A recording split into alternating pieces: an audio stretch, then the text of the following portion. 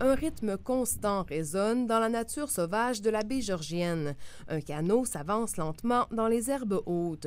Comme le faisaient leurs ancêtres il y a plus d'un siècle, Marie-Hélène Kitchagig fait tomber du riz sauvage dans l'embarcation en frappant 2 bâtons de cèdre ensemble.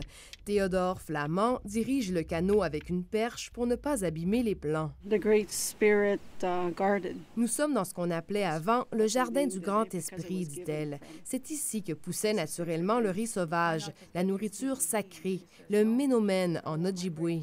Selon la légende, les ancêtres de la Première Nation de Wikwemikong ont immigré du sud-ouest du continent à l'île Manitoulin il y a des milliers d'années à la recherche de riz sauvage. Mais cette culture a disparu au fil des siècles. C'est à la demande des aînés qui avaient entendu leurs grands-parents parler de la culture du riz que Marie-Hélène Kitchagig et ses collègues s'y sont intéressés. Ils se sont rendus au Michigan pour apprendre à cultiver et à transformer le ménomène de façon traditionnelle. Les premiers grains de riz ont été ensemencés il y a 5 ans, mais la première moisson a eu lieu cette année. Le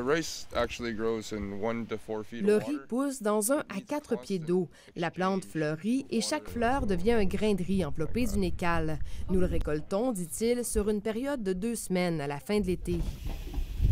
Pour sécher le grain et retirer l'écale, le riz est rôti dans une cuvette sur le feu. La tradition veut ensuite que quelqu'un danse sur les grains séchés pour détacher le grain de l'enveloppe. Le vent souffle ensuite une partie des écales. Le reste est fait à la main, grain par grain, une opération qui peut prendre plusieurs semaines. Pour voir comment on transforme le riz sauvage ou pour danser sur le grain en mocassin, la Première Nation Wikwemikong invite la population à un festival ce samedi sur l'île Manitoulin. Ici Élise Allard, Radio-Canada, Killarney.